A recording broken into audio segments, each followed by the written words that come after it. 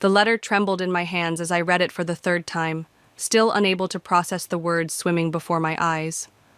My inheritance, nearly $500,000, had been quietly transferred to my twin sister's account 6 months ago. The same sister who'd spent the last year telling me to be patient, that Mom and Dad were working out the details of our shared inheritance. I'm Desiree, and this is how I discovered my perfect sister Talia had stolen my future. Did you know about this?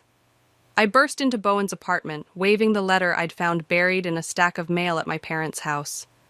My best friend looked up from his laptop, startled by my dramatic entrance. "Whoa, Des, what happened?" "Read this." I thrust the paper at him, pacing his living room while he scanned the document. The setting sun cast long shadows through his window, matching my darkening mood. "Holy shit," he whispered. "Your parents just gave it all to Talia?" "Not exactly." I stopped pacing, my voice bitter. "Talia convinced them she should manage my portion since I'm supposedly not responsible enough with money. Look at the date. This happened right after I quit my corporate job to start freelancing."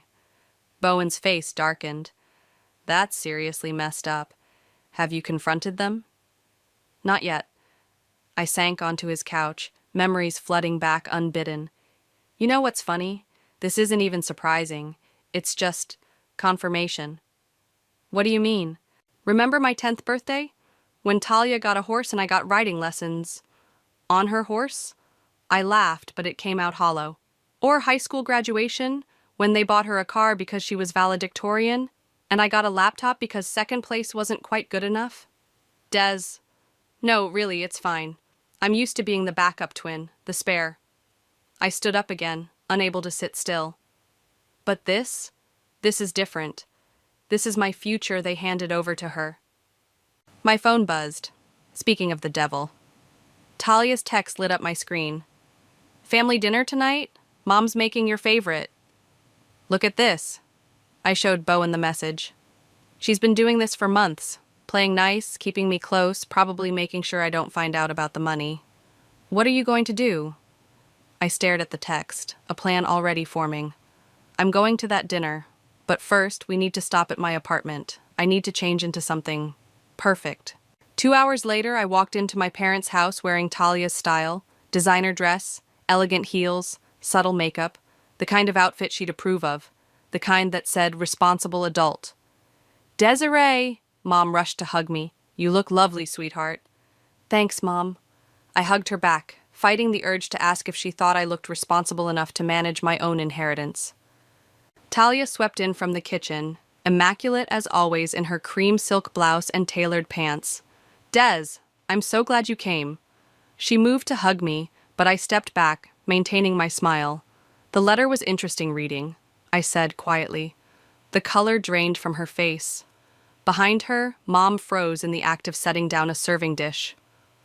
"What letter?" Talia's voice was steady, but I caught the slight tremor in her hands. "The one about my inheritance. The money you convinced Mom and Dad to let you manage for me."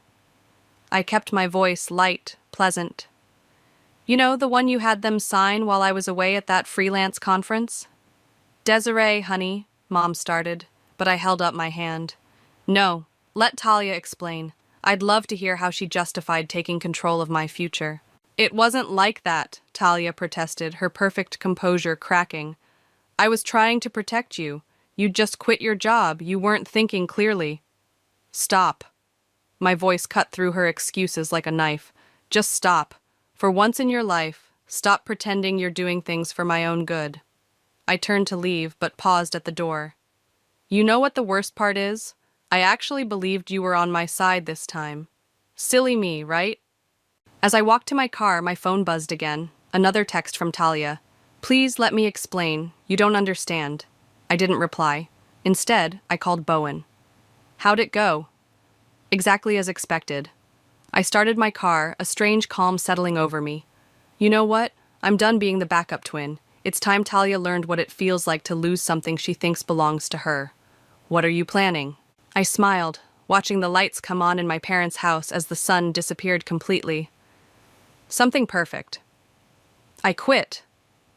The words felt surprisingly good coming out of my mouth as I stood in my boss's office, resignation letter in hand. After the inheritance revelation, staying in this dead-end job felt like another way of letting Talia win. "But, Desiree, you're one of our best content writers," Marcus stammered, clearly caught off guard. "Is this about the promotion? Because I can explain." "The one you gave to Jenna last week?" "No, this isn't about that." I placed the letter on his desk. "This is about me finally deciding to stop settling." As I packed up my desk, my phone lit up with another message from Talia. "Mom's worried sick. Please call her." Delete. Bowen was waiting for me outside the office building, 2 coffee cups in hand. "So, you actually did it?" "Yep." I took one of the cups, breathing in the familiar scent of my favorite latte. "Thanks for being my getaway driver." "Always. But are you sure about this? Quitting without another job lined up is pretty risky." I pulled out my laptop as we settled onto a bench in the nearby park. "I've got 3 months of savings, and I've already started applying for senior positions at better companies. Plus," I hesitated, then pulled up a familiar website. "Remember that marketing consulting business I wanted to start? The one Talia said was too risky? Watch this." I turned the screen toward him, showing my newly launched website. "I've been working on it nights and weekends for the past month. Already have 2 potential clients interested." Bowen whistled. "Damn, Des. You've been busy. I'm done letting other people define my limits." I closed my laptop just as my phone buzzed again. This time it was my mother. "Desiree, please, we need to talk about this." "About what, Mom? About how you and Dad let Talia take control of my inheritance without even telling me? We were trying to protect you. You've always been so impulsive with money." I laughed bitterly. "Impulsive? I've never missed a bill payment in my life. I put myself through grad school while working full-time. The only impulsive thing I've done was quit a soul-crushing job to try freelancing." "Which proved our point. You gave up a stable career?" "I'm hanging up now, Mom. When you're ready to treat me like an adult, call me back." Bowen gave me a sympathetic look as I ended the call. "You okay?" "No, but I will be." I pulled up my email, scanning through job listings. "I need something big. Something that'll show them all I'm not just Talia's less successful twin." "Speaking of Talia?" Bowen nodded toward the street. My sister was walking toward us, looking perfectly put together as always.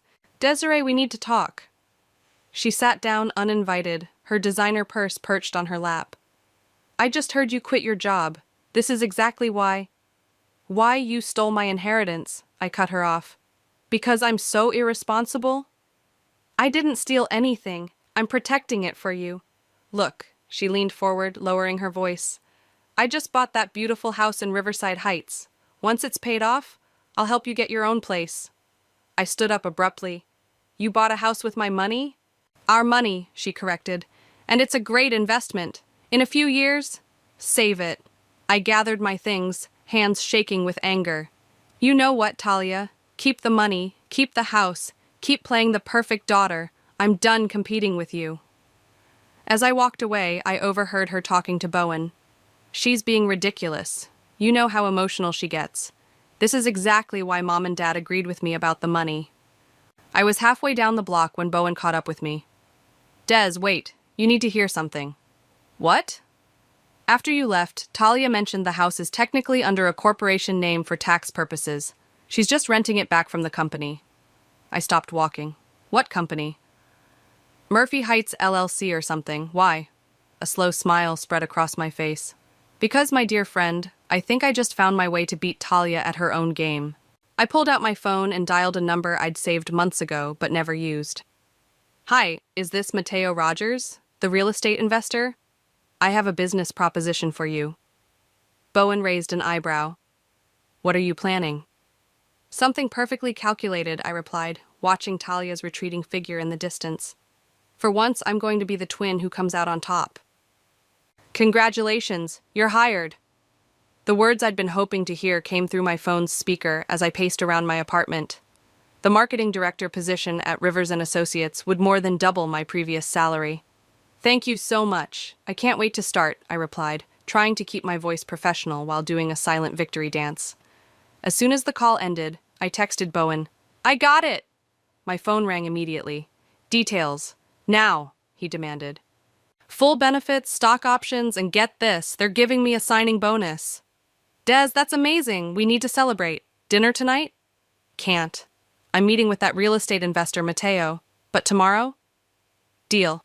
And hey, have you told your family about the new job? I snorted.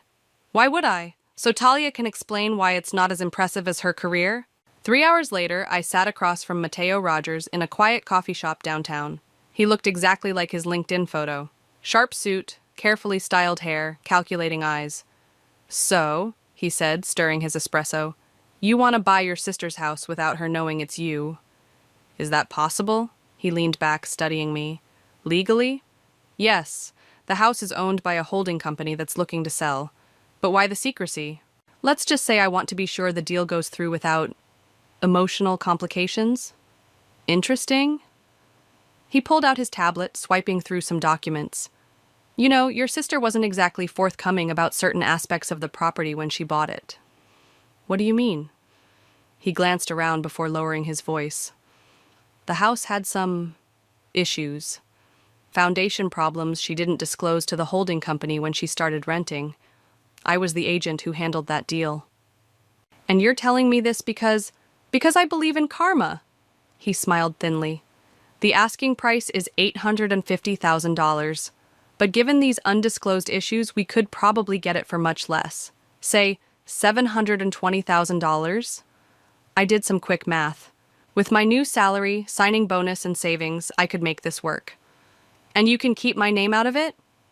I have a shell company we can use. Your sister will never know who the real buyer is until you want her to. As we discussed details, my phone buzzed with a text from Mom. Talia told us you got a new job. Why didn't you say anything? Please come to dinner Sunday. I showed Mateo the text. See what I mean about emotional complications? He nodded sympathetically. Family business is always messy. Speaking of which, he hesitated. There's something else you should know about your sister. What? The real reason she got such a good deal on that house initially? She had leverage over the previous owner, information that could have ruined his reputation. I sat back, stunned. She blackmailed him? Let's just say she's not as perfect as she appears. He gathered his papers. Think about the offer. But don't wait too long. Other buyers are interested. Later that evening, I sat in my apartment, staring at Mom's text. Finally, I replied, Sorry, can't make dinner. Too busy with the new job. My phone rang almost immediately. Desiree, Mom's voice was strained. Please don't shut us out. We're proud of you getting this new position. Really? Did Talia approve of it first? That's not fair. Your sister loves you. She's just trying to control me, to keep me in her shadow, to steal my inheritance and buy herself a fancy house. The house is an investment for both of you. Right, an investment she made with my money, without my knowledge. I took a deep breath. Mom, I have to go. I have a meeting to prepare for. After hanging up, I called Bowen. Remember how we wondered if we should feel bad about my plan to buy Talia's house? Yeah?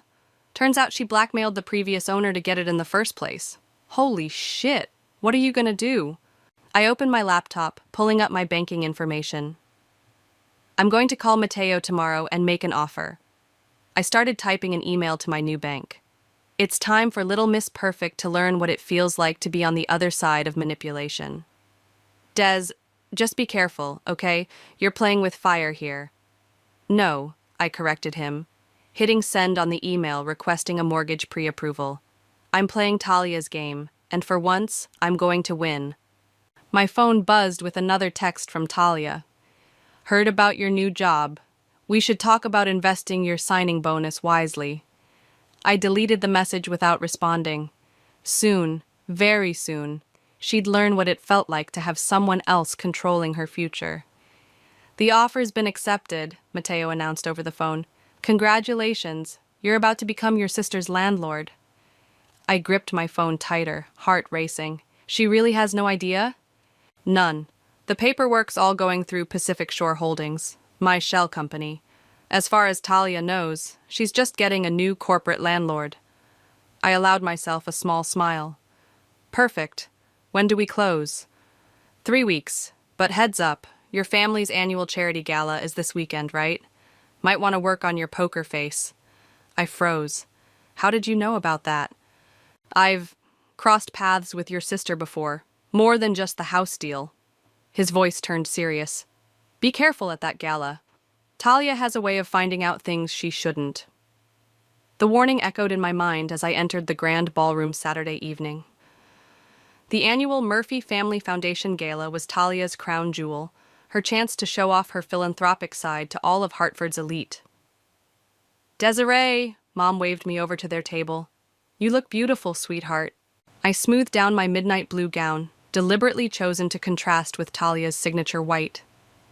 Thanks, Mom. Des. Talia air-kissed my cheek. I'm so glad you came. I was worried after, well, you know. Wouldn't miss it, I replied sweetly. By the way, how's the house? A flicker of something, guilt, worry, crossed her face. It's perfect. Actually, I've been meaning to talk to you about that.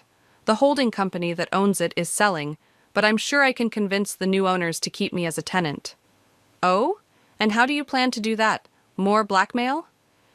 Talia's glass froze halfway to her lips. What did you say? Nothing? Just wondering if you'll use the same tactics you used on the previous owner. Her face went pale. Who told you? Ladies? A tall man in an expensive suit approached our table. Talia, the director of the Children's Hospital would love to discuss your donation pledge. Of course. Talia recovered quickly, but her hands were shaking slightly as she stood. We'll finish this conversation later, Des. I excused myself to the bathroom, needing a moment alone. As I touched up my lipstick, I overheard voices from the adjacent powder room.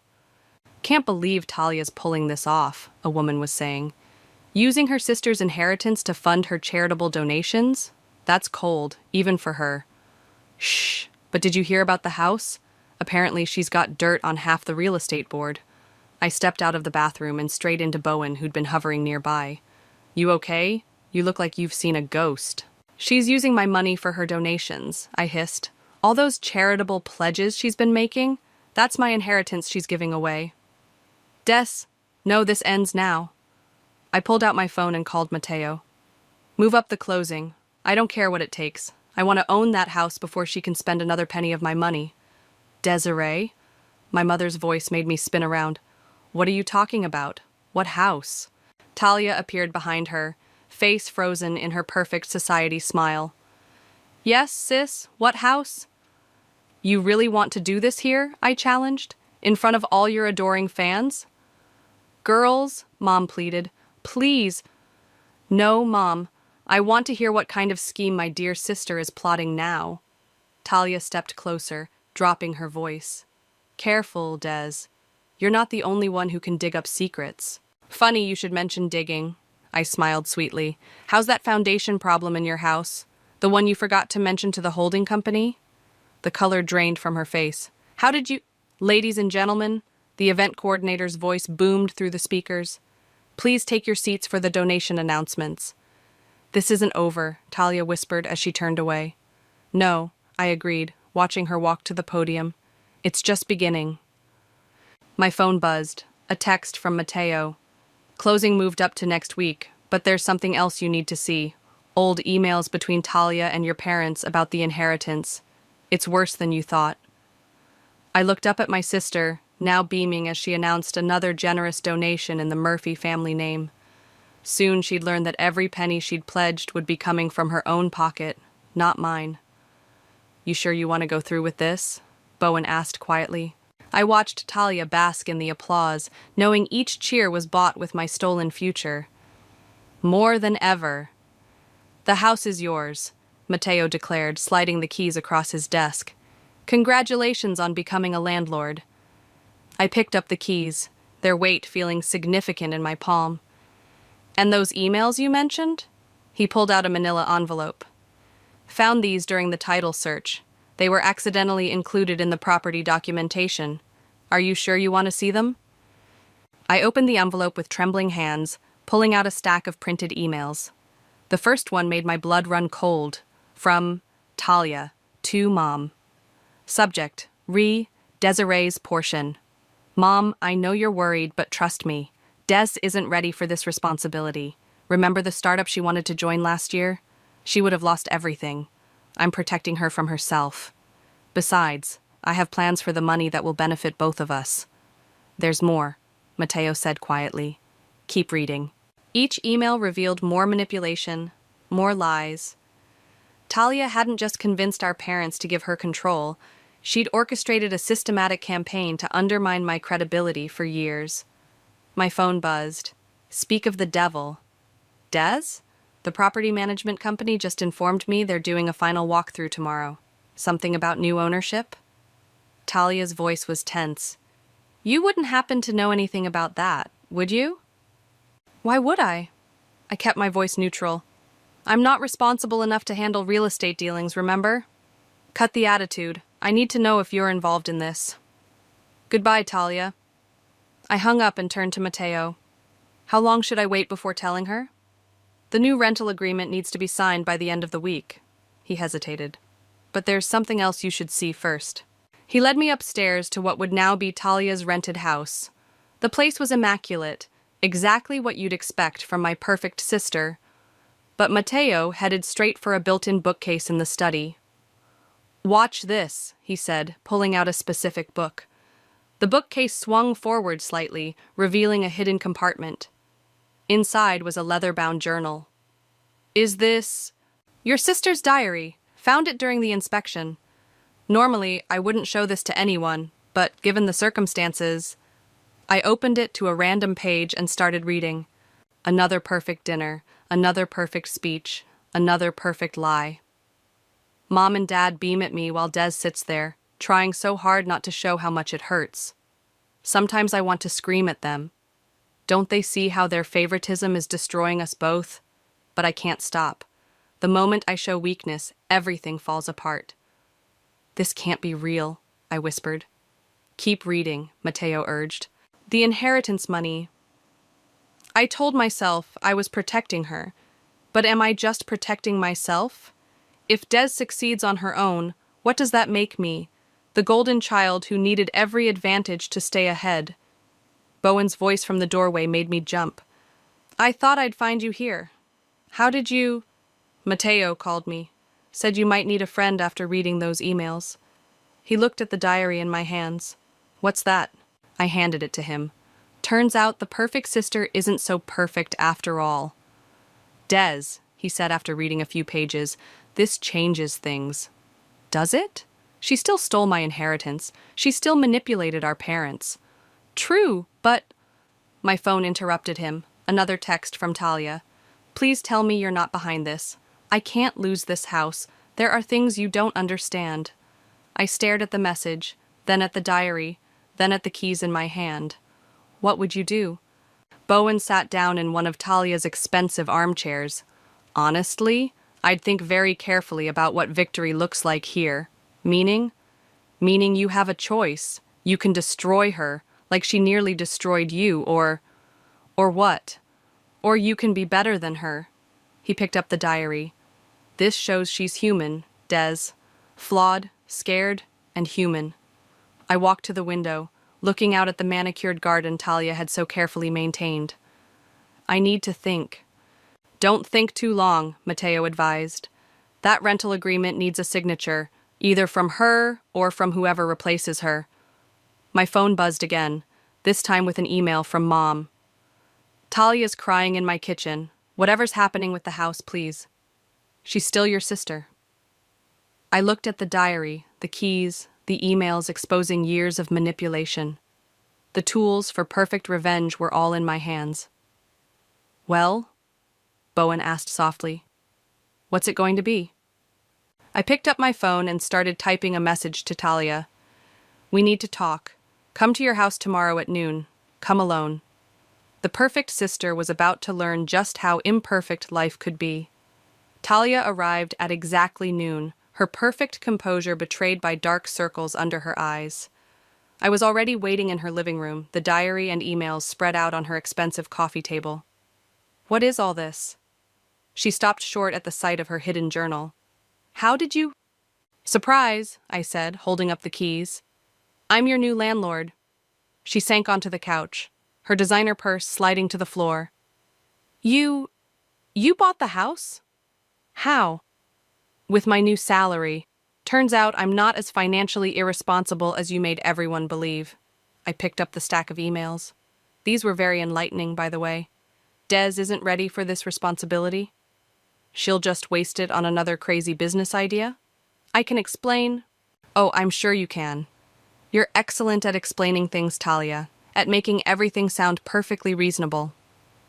I opened her diary to a marked page. But how would you explain this? Her face went white as I started reading aloud. Sometimes I lie awake wondering if Des would have succeeded more if I hadn't worked so hard to hold her back, but I can't stop. Her failure is the foundation of my success. Stop, her voice cracked. Please. Why should I? You never stopped. Not when you convinced Mom and Dad I couldn't handle my own inheritance. Not when you used my money to make yourself look generous at charity events. You don't understand. She stood up, pacing. Everyone expects perfection from me. You got to be the free spirit, the creative one. I had to be the responsible one, the successful one. So you decided to steal my future to secure yours? I was protecting us both. Bullshit. I stood up too. You were protecting your image, your perfect life, your control. Fine. She whirled to face me. Yes, I manipulated things. Yes, I used your money. Because the moment you started succeeding on your own, people started asking questions. Why isn't Talia starting her own business? Why isn't Talia taking risks? I couldn't let that happen. Well, it's happening now. I pulled out a document. This is your new rental agreement. She grabbed it, scanning quickly. This rent is double what I'm paying now. Actually, it's market rate. But don't worry, every penny will go to charity, real charity, not your performative donations. You can't do this. I already did. Oh, and I've arranged for Uriah Blake, the actual philanthropist, to oversee the charitable distributions. He was very interested in the concept of karmic justice. Talia sank back onto the couch, her perfect facade crumbling. So this is your revenge? Making me pay through the nose to live in my own house? No, this is justice, but— I hesitated, thinking of her diary entries. There's another option. She looked up. What? We tell the truth, all of it. To Mom and Dad, to your society friends, to everyone. No more perfect Talia. No more overshadowed Desiree. Just two sisters who both screwed up in different ways. You want me to ruin my reputation? I want you to be real for once in your life. She picked up her diary, running her fingers over the worn cover. And if I refuse? Then sign the lease, pay the doubled rent, and watch your perfect life slowly drain away into causes you can't take credit for. My phone buzzed, a text from Bowen. How's it going? Give me a minute, Talia said quietly, still staring at her diary. I stepped onto her back patio, calling Bowen. She's thinking it over, and if she chooses to fight, then I release copies of everything. The emails, the diary, proof of her blackmail schemes, to everyone who matters in her carefully curated world. Des! Talia's voice called from inside. I have to go, I told Bowen. Time to see if the perfect sister can handle being human. I walked back in to find Talia holding both documents, the rental agreement and a confession letter I'd drafted. She looked up at me, tears streaking her mascara. You know what the worst part is? She said softly. I've been so jealous of your freedom, your courage to fail and try again. I've been living in a prison of perfection, and I used your inheritance to gild the bars. She picked up a pen. So, I asked, which is it going to be, the lease or the truth? Her hand hovered between the documents as she made the biggest decision of her perfectly planned life. Talia reached for the confession letter, then stopped. Can we do both? Both? I'll sign the lease. I deserve that karma. But I also want to tell the truth. She grabbed the pen with trembling fingers. Starting with Mom and Dad, right now. 20 minutes later, we sat in our parents' living room. Mom kept glancing between us while Dad stood by the fireplace, arms crossed. "What's so urgent?" he asked. Talia took a deep breath. "I've been lying to you, to everyone." She pulled out her diary. "And it's time you knew the truth." For the next hour, everything came out. The manipulation, the inheritance scheme, the blackmail. With each revelation, our parents' faces grew more ashen. "I don't understand," Mom whispered. "Talia, why would you do this?" "Because you taught me to." Talia's voice was sharp. "Perfect grades, perfect behavior, perfect daughter. Do you know what that does to someone?" "Don't blame us for your choices," Dad started, but I cut him off. "Really, Dad? You never wondered why Talia got so desperate to maintain her image? Why she felt she had to sabotage me to stay on top? I didn't raise either of you to—" "You raised us to compete," I interrupted. "Every comparison, every, 'why can't you be more like your sister?' Every time you praised one of us to shame the other. This is the result." Mom started crying. "We thought we were motivating you both to excel. Well, congratulations." Talia's laugh was bitter. "I excelled at manipulation, and Des excelled at surviving it." "And now?" Dad asked quietly. I pulled out the lease agreement. "Now Talia pays market rate rent to live in the house she bought with my stolen inheritance. Every penny goes to charity. And," Talia added, "I'm stepping down from the foundation board. No more perfect philanthropist facade." "You can't!" Mom looked horrified. "What will people say?" "They'll say the truth," I replied. "That the Murphy family is finally dealing with their issues instead of hiding them behind designer clothes and charity galas." Dad sat down heavily. "How did we not see this coming?" "Because you saw what you wanted to see," Talia said, signing the lease. "Just like I did." My phone buzzed. Bowen asking for an update. I texted back quickly. "Truth bombs dropping, stand by." "There's more," Talia said suddenly. "The startup Des wanted to join last year, the one I convinced you was too risky, it just got valued at 50 million. Mom gasped. "But you said—" "I lied. Because if Des succeeded on her own, what would that make me?" Talia turned to me. "I'm sorry. For everything." "Sorry doesn't fix it," I replied. "I know. But this might help." She pulled out her phone, made a few taps, and showed me the screen. She'd just transferred half her savings to my account. "It's not all of the inheritance, but it's a start." Dad cleared his throat. "We should have protected you both better, from each other and from our expectations." "Little late for that," I said, but without heat. "Maybe," Mom wiped her eyes, "but it's not too late to do better." Talia stood up. "I'm calling an emergency foundation board meeting tomorrow. They need to know everything." "Your reputation," Mom began, "is built on lies," Talia finished. "Time to build something real instead." As we left our parents' house, Talia turned to me. "I know this doesn't fix everything between us." "No, it doesn't. But maybe—" She hesitated. "Maybe we can start over? Not as perfect sister and backup twin, but just as— sisters?" I looked at her. Really looked at her. The perfect makeup couldn't hide her exhaustion. The designer outfit couldn't conceal her relief at finally dropping the act. "We can try," I said finally. "But first, you need to make things right with everyone you've manipulated." "I know, starting with the foundation board tomorrow." She managed a weak smile. "Want to come watch your perfect sister fall apart in public?" "Wouldn't miss it." My phone buzzed again, this time with a text from Mateo.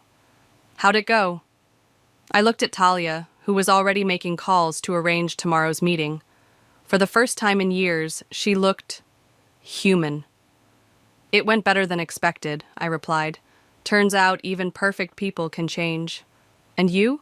Talia asked quietly. "Can you ever forgive me?" I thought about the diary entries, the desperate need to maintain perfection at any cost. "Ask me again after you've made things right." She nodded, understanding this wasn't the end, but maybe, just maybe, it was a beginning. "Ready?" I asked Talia as we stood outside the foundation's boardroom. "No." She smoothed her simple black dress. No designer labels today. But I'm doing it anyway. Inside, the board members sat expectantly. These were Hartford's elite, the people who'd worshipped perfect Talia for years. Mom and Dad sat in the back, looking uncomfortable. "Thank you all for coming," Talia began, her voice shaking slightly. "I've called this meeting because I need to confess something." For the next 30 minutes, she laid it all out. The stolen inheritance, the manipulated donations, the carefully crafted lies. With each revelation, the room grew colder. "So every donation I've made this year," she concluded, "was with money I stole from my sister." Silence. Then chaos erupted. "This is outrageous! We trusted you.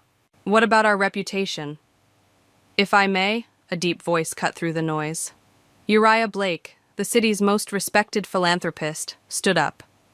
"I've been briefed on the situation, and I have a proposal." All eyes turned to him. "Instead of trying to bury this scandal, let's turn it into something meaningful." He walked to the front. "Desiree and Talia have agreed to transform this foundation. No more society parties masquerading as charity. Real work, real change. The rental income from Talia's house, my house now, will fund actual grassroots programs," I added. "No overhead, no fancy galas, just direct support to people who need it." "And I'll be stepping down as chair," Talia said. "But not before helping transition the foundation into something authentic." More murmuring, but different now. Thoughtful rather than angry. "I have one condition," I announced. "The foundation's first project will be supporting young entrepreneurs who've been held back by family expectations or financial gatekeeping. People who just need one person to believe in them." Talia looked at me, understanding dawning in her eyes. "Like that startup you wanted to join." "Exactly. I'll match whatever funds the house generates," Uriah offered. "Dollar for dollar." The board members exchanged glances. Finally, Margaret, the vice chair, spoke up. "Well, I must say this is unprecedented, but perhaps that's exactly what we needed." My phone buzzed. Bowen had sent a link to a viral post. "Privileged sister confesses to inheritance theft, transforms family foundation." The story was already spreading. "You leaked it?" Talia asked, seeing the post. "No need. 3 board members were live tweeting your confession." She laughed, a real laugh, not her perfect society titter. Of course they were. As the meeting wrapped up, Mom approached us. "Girls, we..." She struggled for words. "It's okay, Mom," I said. "We're figuring it out." "But differently this time," Talia added. "No more perfect daughter, no more family competition." Dad joined us, looking older than I'd ever seen him. "We failed you both, but watching you today, maybe you'll succeed in spite of us, not because of us." "Actually," I said, "we might succeed because we finally stopped trying to be what everyone else wanted." Uriah interrupted politely. "Sorry, but the press is outside. They want statements from both of you." Talia turned to me, panic flickering across her face. "I don't know how to do this without my perfect mask." "Then don't do it alone," I took her hand. "We face it together, imperfect but honest." She squeezed my hand. "Lead the way, sis." As we walked toward the press conference, Bowen caught my arm. "You know this changes everything, right? The foundation, your relationship, your whole family dynamic." "Good," I replied. "It needed changing." "And Talia? Do you trust her?" I watched my sister talking quietly with Uriah, probably getting advice on handling the press. Her designer mask was gone, replaced by something raw, but real. "Trust takes time," I said. "But at least now we're both standing in the light." "Ready?" Talia called. I joined her at the podium, facing the cameras. "Ready." She gripped my hand again as the questions started flying. For the first time since we were kids, we weren't competing. We were just sisters, trying to fix what was broken. "Miss Murphy, is it true about the inheritance theft? How long has this been going on? What happens to the foundation now?" I stepped forward. "Let me tell you a story about 2 sisters, perfectionism, and the price of keeping up appearances. But more importantly, let me tell you about what happens when you finally stop pretending and start healing." Talia smiled, a real imperfect smile, and began to speak her truth.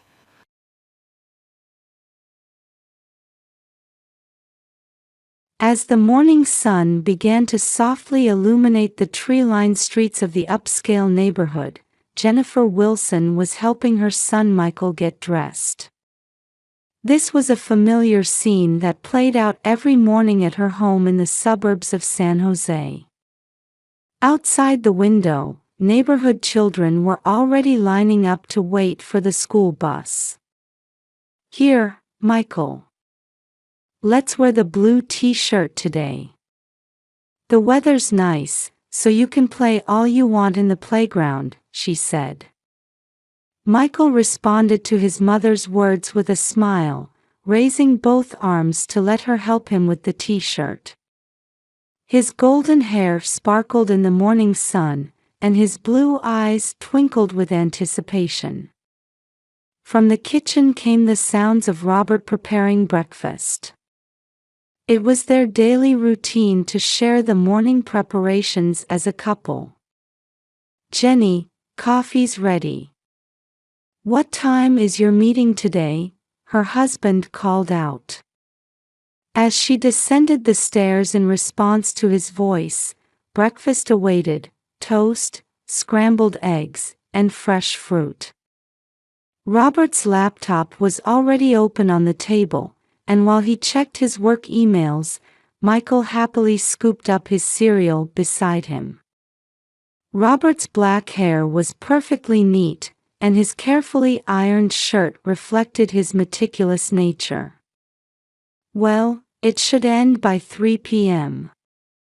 After that, Martha will." "Ah, that's right, Mom's picking him up." At 8 a.m., Jennifer dropped her son off at kindergarten. At the gates of Sunshine Preschool, Michael waved, saying, "Bye-bye, Mama." The gesture was so adorable that it made her heart ache. Several children were already playing in the playground, and Michael happily joined his friends. Upon arriving at the luxury real estate office, Jennifer transformed into the perfect career woman. She smoothed her brown hair, straightened her back, and confidently gave instructions to her subordinates. As a sales manager, everyone acknowledged her capabilities. Her annual salary of $80,000 was proof of her competence. "Mrs. Wilson, the documents for the hillside property are ready. Thank you for getting them done in time for the afternoon presentation." However, while responding to clients' voices on the phone, a corner of her mind was always worried about her son. Balancing work and childcare was more challenging than she had imagined. Looking at the family photo on her desk, she secretly battled feelings of guilt. That afternoon, her mother-in-law Martha was scheduled to handle the kindergarten pickup. 3 times a week, she helped with childcare. While outwardly cooperative, Martha's interference seemed to be gradually increasing lately. Using her background as a former elementary school teacher as leverage, she had started voicing opinions about education methods too. "Jennifer, you should pay more attention to Michael's meals. The lunchbox from the other day didn't have enough vegetables. When I was raising my son, I was much more careful about nutritional balance." Jennifer had been maintaining her composure while dealing with such comments from her mother-in-law, though they caused slight irritation. Martha's house was nearby, and she frequently visited to check on her grandson. With her strong attachment to her son, Martha showered the same affection on her grandson Michael. Night fell. Even when the living room clock showed 9 p.m., Robert hadn't returned. Jennifer slumped on the sofa, with Michael already breathing steadily in sleep beside her. Recently, her husband had been coming home late more often. She'd been told it was because a new project had started, but something didn't feel right. Sometimes she noticed him staring at his phone and typing messages. Is Daddy not coming home today either? Every time Michael asked this before bed, Jennifer's heart ached. As she watched Michael's sleeping face, Jennifer pondered about the nature of family. On the surface, it was a perfect family life with nothing missing: a house in an upscale neighborhood, stable income, successful husband, adorable son. However, she couldn't shake the feeling that the reality was gradually, but surely, changing. The next evening, a few children were still playing in the playground at Sunshine Preschool. The August sun remained strong, with heat rising from the asphalt. Jennifer wiped the sweat from her brow as she entered the preschool entrance. Children's drawings adorned the hallway walls, and she could spot Michael's family picture among them. 4 figures holding hands and smiling under a blue sky: Jennifer, Robert, Michael, and Martha. Her son's innocent heart in including his grandmother as a family member stirred complex emotions within her. "Excuse me. I'm here to pick up Michael Wilson." When she spoke at the reception, the teacher on duty showed a puzzled expression. "Mrs. Wilson. Michael was picked up by your sister a little while ago." For a moment, time seemed to stop. Alarms rang in Jennifer's head. "I don't have a sister." As she spoke those words, she felt the blood drain from her entire body. Miss Brown, Michael's teacher, hurried out from the staff room. "Mrs. Wilson, I'm terribly sorry. About 30 minutes ago, someone claiming to be your sister came. We did check her ID, but..." Jennifer's hands began to shake. She took out her smartphone to call the police. However, various possibilities were already racing through her mind. Had Martha changed her plans? No, that couldn't be. Martha would definitely have contacted her.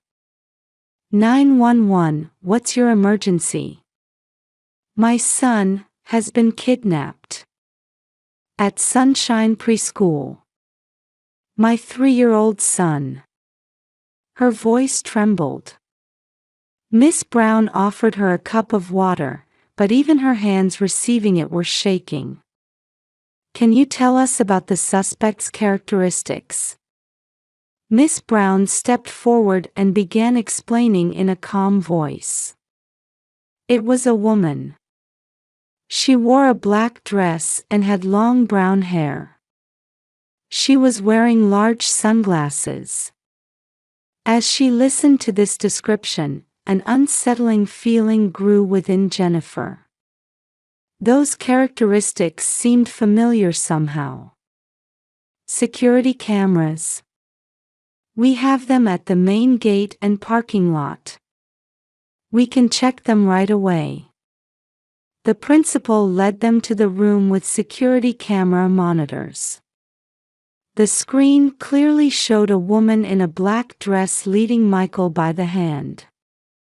Michael showed no signs of resistance, rather, he seemed to be happily skipping along with the woman. That sight made Jennifer's chest tighten. Was it someone he knew? Why hadn't Michael been wary? Next, she called her husband. But Robert's cell phone wouldn't connect. As she listened to the voicemail switch over, her anxiety increased. Robert, call me back immediately. Michael. Michael's been taken. Just after leaving the message, she heard police sirens approaching.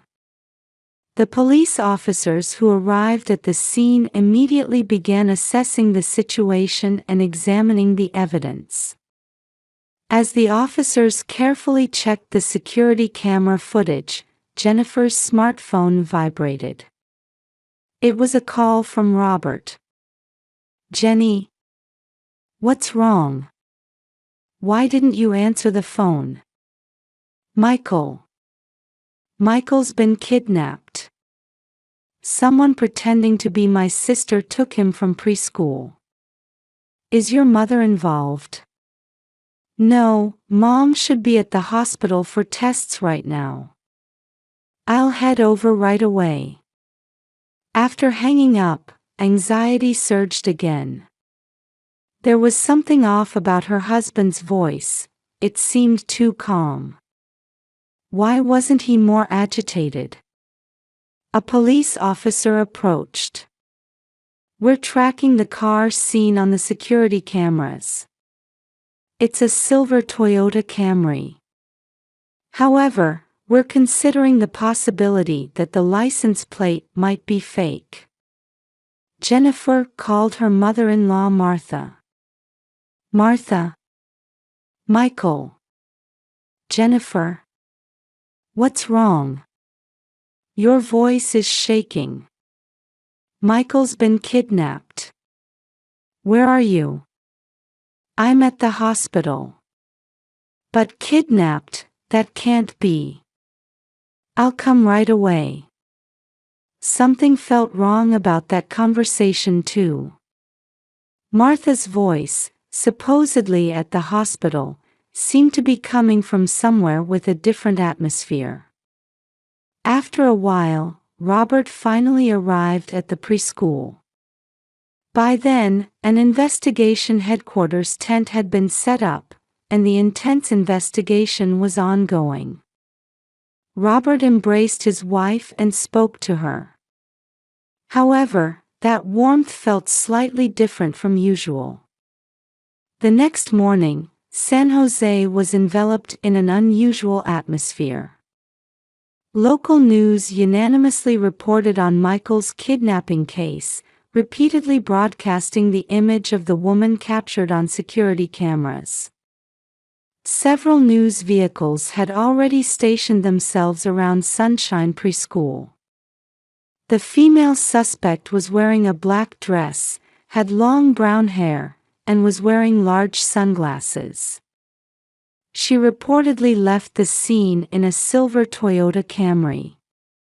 The morning news anchor's voice echoed in Jennifer's hotel room.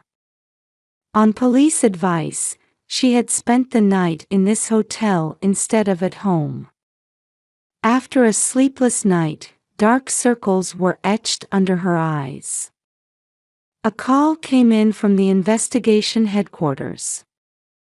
"Mrs. Wilson, we have new information.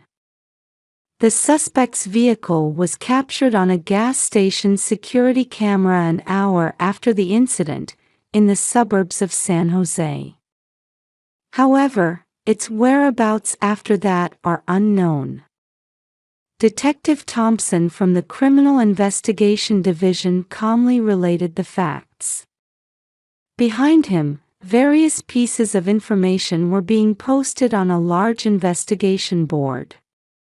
Timeline, witness information, photos of related persons. And Michael's smiling photo was placed in the center. The perpetrator was clearly methodical. Usually in such cases, some kind of demand comes in. Jennifer shook her head at those words. There's been no contact yet. No ransom demand. At 10 a.m., new information arrived at the investigation headquarters. A security camera about a kilometer from the preschool had captured the suspect's vehicle from a different angle. It also showed a woman sitting in the passenger seat. Detective Thompson's expression changed. "Mrs. Wilson, do you recognize this woman?" Jennifer caught her breath when she saw the footage. It looked familiar. However, she couldn't immediately remember who it was. Later, Suspicious numbers were found in Robert's cell phone call history. There had been frequent calls to the same number over the past month. "We'll investigate this number." A police investigator immediately turned to his computer. Meanwhile, Jennifer observed her husband's behavior. Robert was clearly unsettled, checking his cell phone repeatedly. I need to make a call outside." "I'm sorry, but please refrain from using cell phones at this time." At Detective Thompson's calm voice, Robert swallowed his words. In the afternoon, a report came in from the hospital where Martha was supposedly admitted. There is no record of Marcia Wilson being examined yesterday. Upon receiving this report, the atmosphere at the investigation headquarters changed dramatically. Robert's face turned pale. "This must be some mistake." "Mother, definitely." "Did you confirm with the hospital yourself?" "No, Mother called and..." By evening, decisive evidence was found. A receipt from the gas station where the suspect's vehicle was last seen. The credit card number recorded on it belonged to a woman named Carol Smith. Carol Smith. She's the receptionist at Robert's company. Detective Thompson looked at Robert. Her husband's expression froze. "She's currently 7 months pregnant. And she's been absent from work this past week." A heavy silence fell over the investigation headquarters. Jennifer had opened the photo folder saved on her husband's cell phone. There were photos of a smiling Carol, and Robert gently stroking her swollen belly. The security camera at Martha's home had preserved footage from the day of the incident. A woman in a black dress leaving the house with Martha. And following behind, Martha carrying a large trunk. New information continued to gather at the investigation headquarters. A mountain villa contracted under Martha's name. Suspicious money transfer records from Carol's family home. And testimonies from Robert's workplace colleagues. Ms. Smith had been feeling unwell for the past 6 months. She seemed particularly emotionally unstable. Mr. Wilson often took care of her. "I saw them together several times after overtime work." By the morning of the 3rd day of investigation, all the points were beginning to connect. A planned kidnapping. Fabricated hospital tests. And a hidden affair. The whiteboard at the investigation headquarters depicted intricately intertwined human relationships. "We found a villa in the suburbs under Carol Smith's father's name." Security camera footage shows someone who appears to be suspect Martha Wilson entering and leaving yesterday evening. There was no hesitation in Detective Thompson's voice. "Rapid response team, prepare." The Special Forces team members gathered at the investigation headquarters were attending their final strategy meeting. All were wearing bulletproof vests and equipped with night vision devices. It was already dark outside, the optimal time to approach the mountain villa. "The target building is at this location." The operation chief continued his explanation while pointing at satellite photos displayed on a large screen. "It's a 2-story building. Living room and kitchen on the 1st floor, 3 bedrooms on the 2nd floor. We've secured an entry route through the back door. Power supply is independent, and can be cut off externally if necessary." Detective Thompson stepped forward. "Currently, there are at least 3 people in the building. Suspects Martha Wilson and Carol Smith, and the hostage, Michael Wilson. However, we need to consider the possible presence of suspect Robert Wilson. At those words, Jennifer's body trembled as she sat in a corner of the room. She still couldn't accept the reality of her husband being called a suspect. We've confirmed that suspect Martha Wilson's car arrived at the villa 15 minutes ago. Carol Smith's vehicle hasn't moved since yesterday. The operation chief continued. As a point of caution, suspect Carol Smith is 7 months pregnant.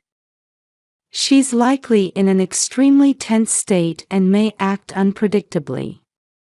Also, there are signs of surveillance cameras installed in the building, so our approach may be detected from outside. At 11:30 p.m., the operation began. The Special Forces vehicles advanced along the mountain road with their headlights off. All communications were conducted by radio with strict encryption. As they approached the villa, light could be seen leaking from the windows. The bluish glow of a television flickered in one room on the second floor. Without the radio breaking up, the team's deployment proceeded. Real-time footage was continuously sent to the investigation headquarters. The thermal imaging camera captured 4 human shapes. One was clearly child-sized. At midnight, with the operation chief's signal, actions began simultaneously. First, power to the building was cut. The next instant, multiple flashbang grenades were thrown in, and doors were broken down with a thunderous sound. The Special Forces team stormed the building. Through night vision devices, the expected scene unfolded inside. Carol standing frozen in the center of the living room. Martha trying to run up the stairs. And Michael sleeping in a second-floor bedroom. Carol raised both hands and collapsed into a sitting position. Martha stopped halfway up the stairs, wearing a vacant expression. Detective Thompson stopped Jennifer as she tried to rush into the building. "Please wait a little longer. We need to confirm the building's safety." A few minutes later, all rooms had been checked and Michael's safety confirmed. Having awakened from sleep, he looked around in confusion. "Mama? Where's Mama?" Upon hearing that voice, Jennifer broke free from the police restraint and ran up the stairs. Upon seeing his mother, Michael burst into tears and clung to her. "It's all right now, everything's all right. Mama's here."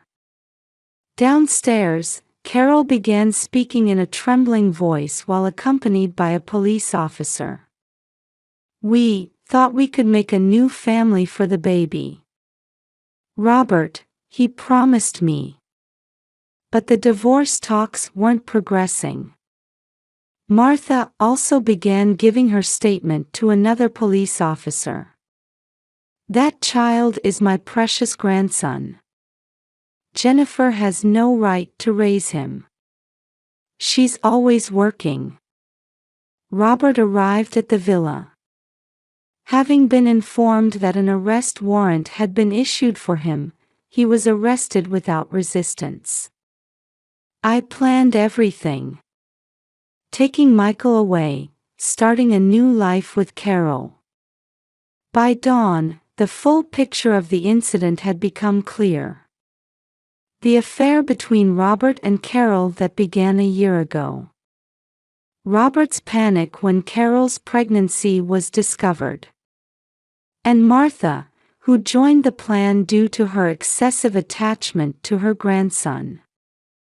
The kidnapping procedure was perfectly planned, Detective Thompson continued his explanation. Suspect Martha contacted the preschool in advance to inform them of a fictitious sister's visit. Suspect Carol used forged identification. And suspect Robert created an alibi by pretending to be at work. The villa was purchased a month ago under Carol's father's name. On the fourth morning, Michael underwent hospital examinations. Fortunately, there was no physical harm. However, the psychological counselor pointed out the need for long-term care. This could be a major trauma for a 3-year-old. Especially the fact that his trusted grandmother was involved. The next day, a press conference was held. In front of numerous reporters, the police chief explained the details of the case. The victim, Michael Wilson, has been safely rescued and is currently staying in a secure location with his mother, Jennifer Wilson. The 3 suspects have been arrested, and preparations for prosecution are underway. Further shocking facts came to light during subsequent interrogations. Martha had even planned to have Robert get custody of Michael after the divorce and raise him with Carol. "We were going to recreate a perfect family," Martha's testimony revealed the depth of her distorted maternal love. A week after the incident, preliminary hearings began. Robert and Carol were expected to be charged with kidnapping, while Martha faced conspiracy charges. Seeing the 3 of them in court, Jennifer was overwhelmed with mixed emotions. "How am I going to explain this to my son?" The child psychologist answered her question quietly. "Take it slowly, one step at a time. What's important is creating an environment where Michael feels safe and loved." 6 months after the incident, at the San Jose District Court, a heavy atmosphere hung over the courtroom as sentences were about to be pronounced. For the defendant Robert Wilson, on charges of kidnapping, false statements, and conspiracy, "I hereby sentence you to 3 years in prison." The judge's voice echoed through the silent courtroom. Robert hung his head deeply, his shoulders trembling. For the defendant Carol Smith, on charges of kidnapping and false statements, "I hereby sentence you to 8 years in prison." Carol, who had already given birth, would break down crying whenever shown photos of her baby through the visitation room glass. Her child was set to be put up for adoption. For the defendant Martha Wilson, on charges of conspiracy and false statements, "I hereby sentence you to 3 years in prison, suspended for 5 years." A suspended sentence considering her advanced age. However, Martha's eyes had already lost their light. In the courtroom gallery, Jennifer reflected on the past 6 months. Moving to a new home and starting a new life with Michael happened right after the incident. They left the upscale neighborhood for a small apartment. However, the time spent with her son had definitely increased. "Mama, can we go to the park today?" "Yes, of course. I can leave work early today." Changing jobs also became a major turning point in her life. From luxury real estate sales to public relations at an IT company with flexible hours. Though her income decreased, her working hours improved significantly. Both mother and son continued psychological counseling. Michael was gradually recovering from the impact of the incident. "Michael's resilience is remarkable," noted Dr. Brown, their counselor. However, it will still take time to restore his basic trust in family, especially towards adult males. Still, hope was gradually sprouting. Michael, having changed preschools, was slowly adapting to his new environment. On weekends, Jennifer's parents visited from out of town, cherishing their time with their grandson. Later, the adoption of Carol's baby girl was officially finalized. The baby was taken in by a middle-aged couple who had struggled with infertility. My only wish is for this child to grow up in an environment where she is loved. That's all. Carol's words during visitation were sincere. Martha decided to move into a nursing home shortly after the incident. She sold her house and now lives quietly in a facility on the opposite side of town. She rarely receives visitors. I can't forgive, but I've stopped hating, Jennifer said during counseling. A year after the incident, Michael advanced to the middle class of kindergarten. On observation day, Jennifer smiled at her son's growth. "Mom, watch me." Watching him attempt a backward roll on the horizontal bar, falling but getting back up again. In his figure, Jennifer saw a reflection of their own journey. Activities and support groups had also become her emotional anchor. Through dialogue with others who had experienced family betrayal, she gained new perspectives and strength. Maybe there's no such thing as a perfect family. But that's okay. Her words in the group session brought tears of empathy to many participants. One evening at sunset, while spending time with Michael on the park swings. "Mama, is Daddy never coming back?" "No, he's not." "But Michael has Mama, right?" "Yes. I'm happy with just Mama." Those words brought tears to Jennifer's eyes. Now, a year and 3 months after the incident, she was beginning to open her heart to new encounters. Casual conversations with a man she met at her child's art class. Though not yet something that could be called romance, her ability to trust people was gradually returning. One step at a time. "We still have plenty of time ahead," Jennifer whispered softly while watching balloons float into the sunset sky, tightly holding Michael's small hand.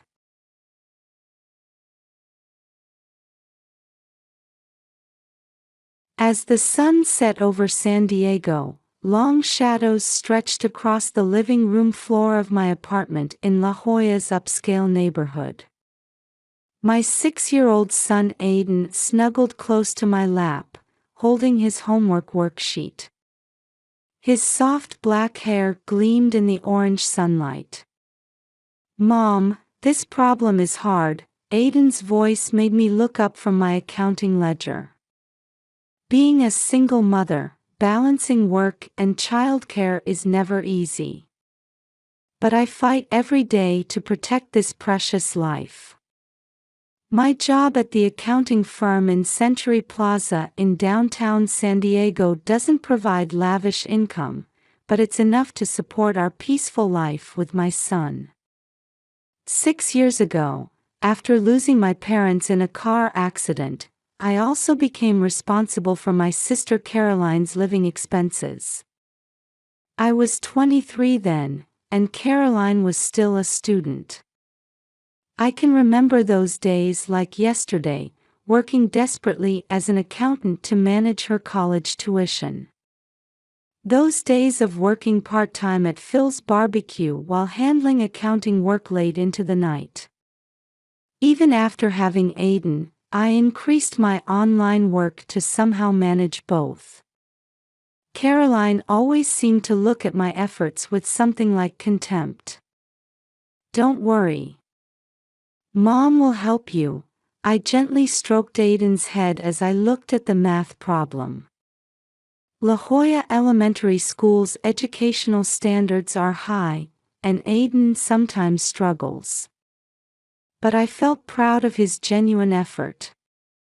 Our peaceful evening was suddenly interrupted by a phone ring. Jennifer. I have wonderful news. Caroline's excited voice echoed through the phone. After graduation, my sister blossomed as a trader at an investment bank in Wells Fargo Plaza, growing into a talented trader earning over $1 million annually. Michael proposed. He's an executive at an IT startup. He lives in a world you couldn't even imagine. Caroline's voice carried its usual arrogance. She had changed rapidly after finding success. She bought a luxury condo in La Jolla, drove the latest Tesla model. On weekends, she enjoyed elegant brunches at George's at the Cove, uploading it all to social media. And she began looking at our modest lifestyle with obvious disdain. The wedding will be $1 million scale. We'll have the finest hospitality at the lodge at Torrey Pines. Media will be there. Of course, I want you to come too. I want to show you my success. On the other end of the receiver, Caroline laughed meaningfully. In her voice, I sensed something ominous. Behind her glamorous success, I couldn't shake the feeling that my sister was losing something. 7 a.m. arrivals, trading until late night, fierce competition between teams. That lifestyle seemed to be slowly consuming her. Aiden looked up at me with worried eyes. Perhaps he instinctively sensed the danger on the other end of this call. I pulled him close to my shoulder, holding him protectively. Congratulations, I replied briefly, as a vague anxiety spread through my chest. 2 months before the wedding, a meeting was being held in a luxurious suite at the lodge at Torrey Pines. Caroline was deep in conversation with a high-end wedding planner invited from Beverly Hills. I sat quietly in the corner of the room with my son Aiden. The room's furnishings were all top class, and the $5,000 per night room's luxury seemed to symbolize my sister's transformation. Jeff Letham's flower arrangements are essential. And I've already decided on the Vera Wang dress. Custom made for $1 million. The catering is already arranged with a 3 Michelin star chef. Caroline's voice contained an abnormal excitement. Continuing to make huge profits trading on Bloomberg terminals, she seemed to be positioning this wedding as proof of her success. Arriving at 7 a.m. every morning, working until late night. That exhaustion was visible in the depths of her eyes. NBC, CBS, and Fox have confirmed coverage. My wedding will be the celebration of the century. All of La Jolla's social circle will be there. It's a world you can't even imagine as an ordinary accountant.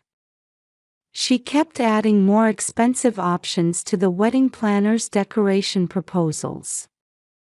Pure white orchids filling the Pacific View ballroom, champagne towers, and even fireworks outside. Everything was an astronomical amount. Outside the window, Pacific waves quietly lapped the shore. Aiden tightly gripped his mother's hand. My sister's behavior must seem unnatural to him too. How about this? Installing a fountain in the lobby with swans swimming in it. Isn't that lovely? Caroline's voice suddenly cracked. As staff showed confused expressions, she continued piling on unrealistic demands. Her fiancé Michael tried to gently stop her, but she wouldn't listen. "Hey, Aiden. You have an important role too." Suddenly, Caroline stared at her nephew. Her eyes held an obsession I'd never seen before. Her hands were shaking, clearly not normal. "During the ceremony, you'll perform something special. We'll show the media our family bonds. Then no one will call your mother a pitiful single parent anymore." Aiden fearfully hid behind me. For this shy boy, performing in front of 300 people would be nothing short of a nightmare. "Caroline, Aiden is only 6. Performing in front of so many people. You always get in my way." My sister suddenly screamed like a madwoman. At her voice, the wedding planner accidentally dropped their documents. The luxury suite's silence was eerily broken. "Aiden will become a coward like you. I'll guide him properly. I'll make him successful like me. He'll work with me on Wall Street." Caroline's hands were shaking violently. Her eyes were unnaturally wide, and large drops of sweat dotted her forehead. Her emaciated body was visible through her luxury brand suit. Her fiancé Michael was watching her condition with concern. "I have investment talent. Last week, I made $50 million in profits. But it's not enough. I need more." Her words were becoming incoherent. The dark circles under her eyes were heavy, her lips bloodless. Still, the wedding meeting continued. "Sis, this ceremony must be perfect. I won't let anyone interfere. Not even you. No one will ruin the best day of my life." At those words, I felt my spine freeze. Something was definitely breaking inside my sister. The grueling work at the investment bank, pressure from the wedding, and vanity and pride. Everything seemed to be cornering her. But I had no way to stop it. Michael stood frozen with a confused expression. He too seemed to notice his fiancée's changes but didn't know how to handle them. On the morning of the wedding day, an unusual tension hung in the air as luxury hotel staff hurried back and forth. I was fixing Aiden's bow tie in the powder room. My son wore a new white tuxedo for today. Though he looked angelic, his eyes were filled with anxiety. Usually bright and active at La Jolla Elementary School, he had been down all morning. "Mom, Auntie is acting strange." Aiden's small voice squeezed my heart. From the preparation room, Caroline's shouts could be heard. Her voice was so distorted it barely seemed human. "Why isn't the media here yet? This rain is ruining the best day of my life. Fox and CBS haven't arrived either." In the bridal suite, Caroline, dressed in her $1 million Vera Wang wedding gown, was berating the hair and makeup staff. Her hands were shaking violently, her face pale. Dark circles showed heavily under her eyes, impossible to hide with makeup. The scent of luxury brand perfume hung unnaturally strong in the air. "More powder. Hide these circles. And bring champagne. Dom Perignon 2008."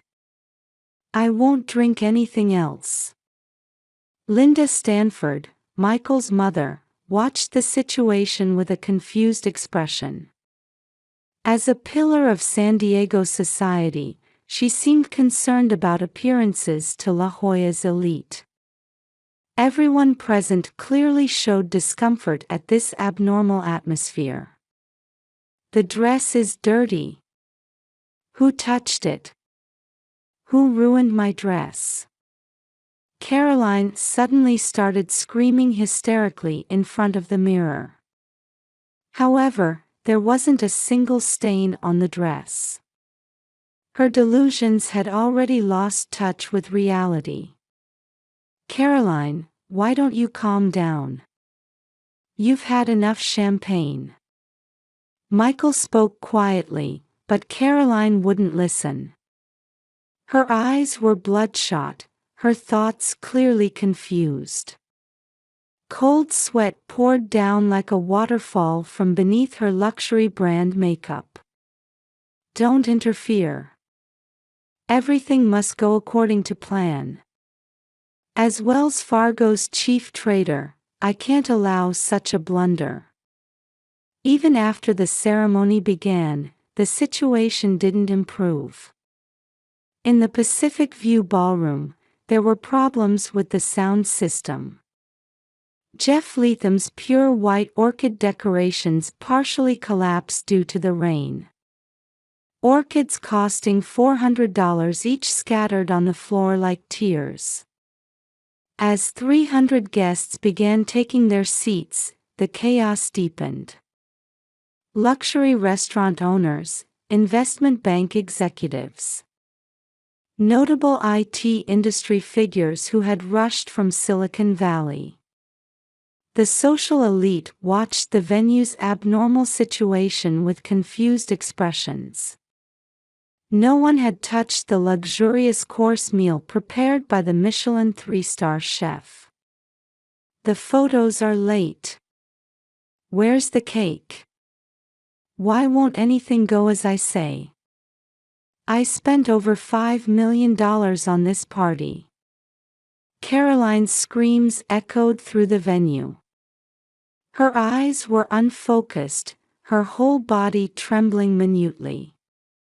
The hem of her dress swayed as if crawling across the floor. Her makeup had smeared, making her look like a clown. And then the fateful moment arrived. Above the venue, the custom crystal chandelier cast an eerie light. Caroline suddenly started walking toward Aiden, who was standing in the center of the ceremony space. Her walk was unnatural, like a puppet. She took something out of her dress pocket. My spine froze. It was the limited edition Cartier lighter that Caroline always carried. Everyone, pay attention. This is today's special show. My wedding will be one everyone remembers. Caroline's laughter echoed eerily through the venue. Her eyes had already lost the light of reason. And in the next instant, she brought the lighter close to Aiden's soft black hair. Before my scream could ring out, blue flames caught my son's hair. The smell of burnt hair spread through the venue. Aiden ran behind me, crying and screaming. The venue descended into pandemonium. Women in luxury dresses screamed, men began making emergency calls on their phones. Guests stood up one after another. Some fainted. The flashes from NBC, CBS, and Fox cameramen eerily illuminated the panicked venue. By tomorrow morning, this tragedy would be reported in national news. Among it all, only Caroline was smiling. Her expression held an angelic serenity. It was beyond sanity. It became a perfect wedding. Now no one will forget me. Sis, I finally got attention. Her eyes no longer reflected reality. Michael stood dumbfounded. Linda was sobbing. As luxury hotel staff rushed about in confusion, the venue fell into complete chaos. I held Aiden tightly, crying at the smell of his burnt hair. My son's small body trembled with fear. The next morning, I was watching the news at home in La Jolla. The doctor at Scripps Mercy Hospital told me fortunately the burns weren't serious, but Aiden's emotional wounds wouldn't heal so easily. Yesterday, a shocking incident occurred at the lodge at Torrey Pines, one of San Diego's finest hotels. The screen showed footage of the panicked wedding venue. The Fox News anchor continued with a stern expression. Caroline Wilson, a star trader at Wells Fargo Securities, allegedly set fire to her 6-year-old nephew's hair. The $1 million wedding with an IT company executive turned into a nightmare.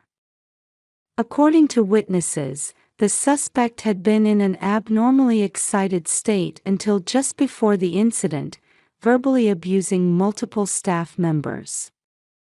Sitting on my luxury brand sofa, I was glued to the news. Messages of concern kept arriving on my smartphone from acquaintances in La Jolla's social circle. Parents of Aiden's classmates also sent words of encouragement. Then my cell phone started ringing. The screen showed an incoming call from Caroline. When I answered with trembling hands, her distraught voice rang out. "Did you see the TV? I would never do such a thing. Someone must be trying to frame me. It's a conspiracy by Wells Fargo's competitors." At that moment, new developments were being reported on TV. The screen switched to show Wells Fargo's compliance department head holding a press conference. "Our internal investigation has uncovered that suspect Wilson concealed approximately $50 million in losses. Suspicions of illegal trading and drug use have also emerged. Serious misconduct was found in trading records from the past 6 months. That's wrong. It can't be. I'm a perfect trader. I made $30 million in profits just last month." Caroline's voice cracked on the other end of the phone. Police voices could be heard in the background. Amidst the confusion, even more shocking news broke. Bloomberg News ran the headline, "Problem Trader Suspected of Illegal Drug Use." The screen showed surveillance camera footage of Caroline entering and leaving Wells Fargo Plaza. At that moment, they broadcast a scene of former fiancé Michael Stanford holding an emergency press conference. Dressed in a luxury suit, his expression was exhausted. His reputation as an executive at a Silicon Valley startup was also in crisis.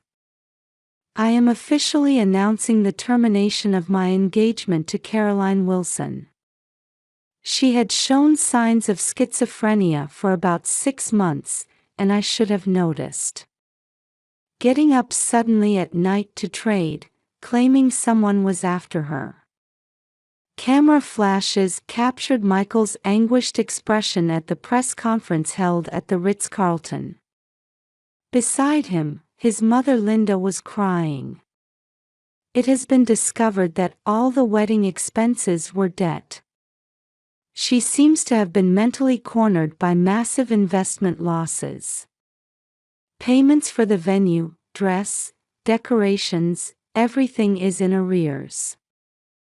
CNN and NBC also began reporting new facts. Caroline's verbal and physical abuse at work. Abuse of psychiatric medication prescriptions at multiple hospitals in the city. Default on luxury brand payments. And the existence of over $1 billion in debt. Her glamorous life had all been a castle in the air. Sis, help me. Don't abandon me. We're family, aren't we? Without me, you'd still be a regular employee at an accounting firm. I'm the family's pride. Caroline's voice trembled like a lost child. However, her words still carried the same arrogance. On the other end of the phone, police officers' voices drew closer. Ms. Wilson, please cooperate with voluntary questioning. The drug test results are in. Lies. All lies. I'm successful. I'm living a perfect life. This white powder is just cold medicine. Her screams suddenly cut off. She must have been taken into police custody. I later learned that large amounts of cocaine were found in her home. That evening, Wells Fargo held an emergency press conference. As a NYSE-listed company, they needed to fulfill their accountability promptly. They announced Caroline's immediate dismissal, taking responsibility for the massive losses and illegal trading. In La Jolla's social circle, her existence was erased overnight. Her name disappeared from VIP lists at luxury restaurants, charity event invitations were cancelled. Leaving the TV on, I watched my son's sleeping face. The whiteness of Aiden's bandages squeezed my heart. His favorite teddy bear lay by his pillow. After the incident, he became afraid to sleep alone. The next day's Wall Street Journal gave prominent coverage to this incident. The front page featured a large photo of the chaos at the wedding venue. The article pointed out the darkness lurking in today's financial industry. Excessive competitiveness, drug dependence, and the precariousness of superficial success. 24-hour trading, constant demand for results, young traders crushed by pressure. The San Diego Union Tribune reported the incident from a more locally focused perspective. Why are you doing this to me? We're family, aren't you? You've benefited from my success. Caroline kept calling from detention. However, my resolve was firm. My son's safety had to be the top priority. You are no longer my sister. Stay away from Aiden. My hand trembled as I hung up the phone. Our family's life would never return to what it was. Everything was just beginning.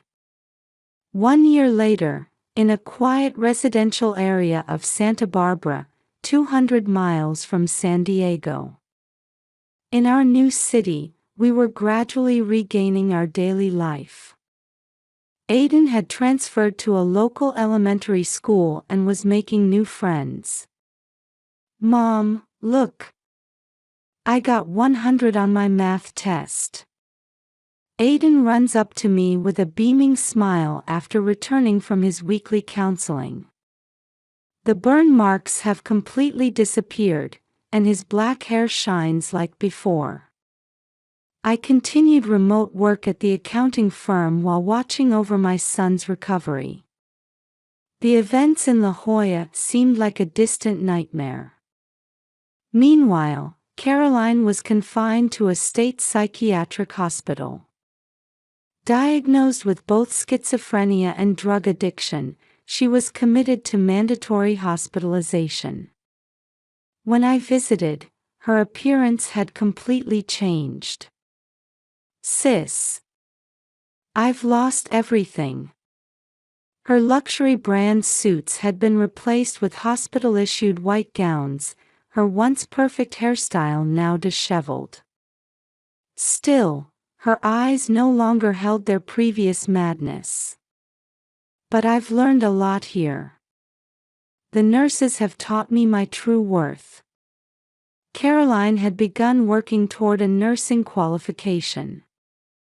She had also started a debt repayment plan, taking small steps toward rehabilitation.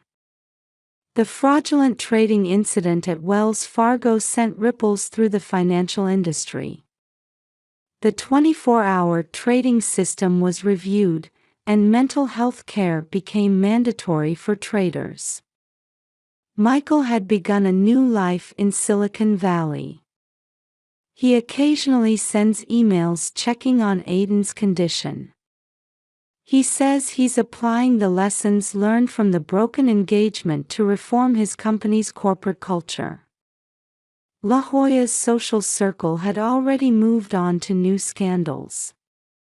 However, our incident is occasionally still covered by the media as the Mad Bride story. Every Sunday, I take Aiden to the local farmer's market. We choose fresh vegetables and buy bread from the local bakery. We cherish these simple daily pleasures. "Hey Mom, will Auntie get better?" I quietly nod at Aiden's innocent question. Letters arrive from Caroline almost weekly. The content, which initially was full of self-justification and blame, gradually changed to words of reflection and apology. I cannot forgive her. But I can pray for my sister's recovery. Everyone heals in their own way. In the gentle Santa Barbara twilight, we had begun walking a new path in life. Though deep scars remained, we had definitely gained the strength to overcome them and move forward. Recent photos of Aiden are regularly sent to Caroline in the hospital. She reportedly pins these photos to her hospital room wall, using them as motivation for her daily rehabilitation. Dear sister, I regret what happened that day every single day. Aiden's screams still ring in my ears. But in this hospital, for the first time, I've been able to face my true self. Hoping for the day you can forgive me. From your sister. That was written in her latest letter. Outside the window, the Santa Barbara sea quietly gleamed. It felt like the sign of a new dawn.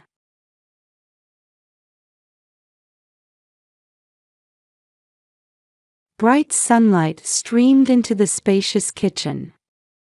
As the sweet aroma of French toast wafted through the air, Amy moved efficiently preparing breakfast.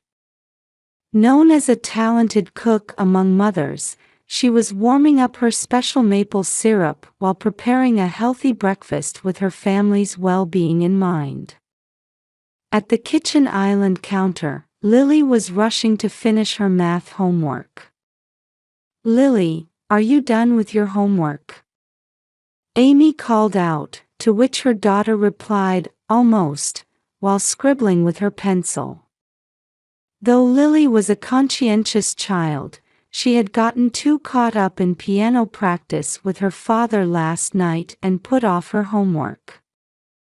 Footsteps were heard coming down the stairs, and James appeared in his suit carrying a laptop. Known as one of Austin's top investment advisors, he wore suits even on holidays. "Good morning, my angels," James greeted his family with a gentle smile. Lily looked up, her face brightening instantly. "Dad, you're coming to my recital next week, right? My teacher gave me a solo piece." "Of course. I've already arranged my work schedule," James answered while gently stroking his daughter's hair. Amy watched this father-daughter scene with a warm smile. The table was set with Amy's lovingly prepared breakfast, French toast, fresh fruit, and homemade granola. Their daily breakfast time was an important opportunity for family communication. "Hey Dad, I practiced that piano part you taught me yesterday," Lily said proudly. "I'm going to work hard to play perfectly at the next recital." "That's wonderful," James smiled gently, though his eyes seemed slightly evasive. After breakfast, Amy headed to her real estate office. Her desk was neatly arranged with photos of carefully selected luxury properties. She had earned a reputation as an honest and capable agent in Austin's real estate market. This area has excellent schools and stable security. It's particularly ideal for children's education, Amy was enthusiastically explaining a property to a couple. "Thanks to Mrs. Brown, we might find our ideal property," the clients nodded with satisfaction. Her attentive service and precise advice always earned high trust from clients. In the afternoon, Amy was participating in food sorting at First Baptist Church.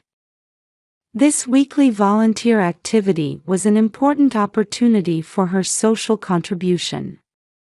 She was known as a trusted figure in the church community as well. "Mrs. Brown, your husband is blessed to have a wife like you. It's wonderful how you treasure everything, work, family, and faith," a woman from the church remarked. Amy smiled and replied, "Thank you. I'm blessed too." Indeed, her life seemed blessed. However, this peace wouldn't last long. 3 days later, an unexpected event occurred. At the Domain Northside Food Court, Lily, who had just finished her ballet lesson, suddenly stopped. "Huh? Dad?" In one corner of the food court, James was talking intimately with an unknown woman. The sophisticated-looking woman was listening intently to James's words with a serious expression. James's expression was slightly different from when he was with family. He wore a more relaxed, natural smile. That night, Amy asked her husband, "James, Lily said she saw you at the mall today." She posed the question that had been bothering her in as natural a tone as possible. "Oh, that was a meeting with a new client." "Don't worry about it," James answered casually without taking his eyes off his computer. However, there was a slight tension in his voice. Amy wanted to believe her husband's words. But her sharp intuition told her something was wrong. Saturday morning, the Austin sky was crystal clear. The sound of neighborhood children playing in their yards could be heard in the mild weather. In the Brown family kitchen, Amy was preparing breakfast as usual. "Lily, what are you planning to do today?" Amy called out to her daughter, but Lily shook her head, concentrating on her weekend homework. "I'm planning to practice ballet." As she smiled at her daughter's serious demeanor, James came running down the stairs. Though he usually wore suits even on weekends, this morning he was unusually dressed casually. "Lily, want to go to the amusement park with Dad?" Lily's eyes lit up at the sudden suggestion. "Really?" James was unusually restless, checking his mobile phone repeatedly. "Amy, could you organize the work documents? We need to get the tax documents in order soon too." "Yes, all right," Amy replied, but felt something off about her husband's behavior. Over the past few weeks, her husband's behavior had been gradually changing. Late-night phone calls, increased weekend work, and most notably, decreased time with family had been concerning her. "I'll make lunch boxes." "Just wait a bit." Amy stood in the kitchen and began efficiently preparing sandwiches. "It's fine, we'll eat something on the way," James said hurriedly, taking Lily's hand. "Come on, let's go." "But, the lunch boxes." Lily looked anxiously at her mother. "It's okay. Dad will buy you something delicious." As Amy watched the father and daughter head toward the entrance, anxiety spread in her chest. When her husband grabbed the car keys, his hands seemed to tremble slightly. "Be careful," Amy called out, and Lily waved back enthusiastically. However, James only nodded slightly before hurriedly getting into the car. As she listened to the car leaving the garage, Amy began organizing the study. Unfamiliar documents were scattered on her husband's desk. An envelope with the Houston First National Bank logo. Not an Austin bank. Amy frowned. Around noon, Amy's mobile phone rang. It was a call from an unknown number. "Mrs. Brown. This is the emergency department at St. David's Medical Center." At that moment, Amy's world stopped. "Your family has been in an accident. Could you please come to the hospital immediately?" Upon arriving at the hospital, a police officer was waiting. In an interview room surrounded by white walls, Amy was told the details of the accident. Her husband's car had crashed into a curb under the Burnett Road overpass. Lily, who had been wearing a seatbelt in the back seat, escaped with minor injuries. However, James was unconscious and in critical condition. The attending physician began speaking in a heavy tone. "There's something strange about this accident." "What do you mean?" Amy's voice trembled. "There are no brake marks. It's as if it was intentional." The doctor continued, choosing his words carefully. "And according to your daughter, just before the accident, your husband was desperately trying to delete photos from his mobile phone."